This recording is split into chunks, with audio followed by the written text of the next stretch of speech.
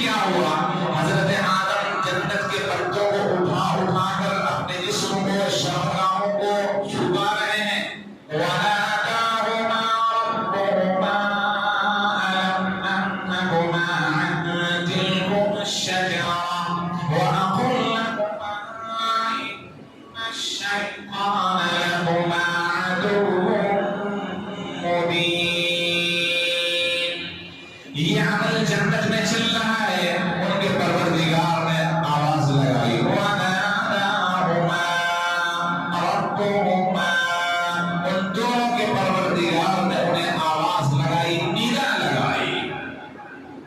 أَلَمْ أَنْهَكُمَا, کیا ہم نے تم دونوں کو منع نہیں کیا تھا؟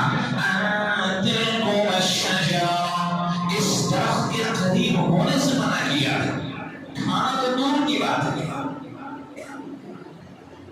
وَأَقُلْ لَكُمَا إِنَّ الشَّيْطَانَ لَكُمَا عَدُوٌّ مُّبِينٌ. اور کیا میں نے تم سے یہ نہیں کہا تھا کہ شیطان تمہارا کھلا ہوا کھلا دشمن ہے؟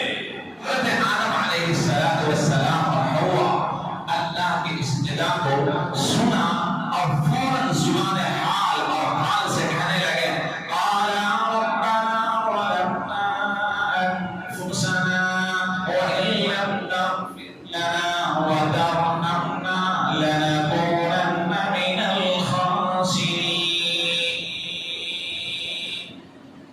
ربنا ظلمنا انفسنا, اے اللہ ہم نے اپنے اوپر بہت ظلم کر لیا.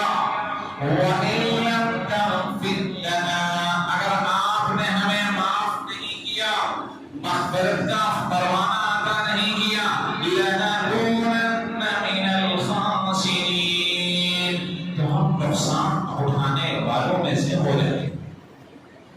اللہ نے فرمایا قال اهبطوا بعضكم لبعض عدو, قال اهبطوا بعضكم لبعض عدو ولكم في الأرض مستقر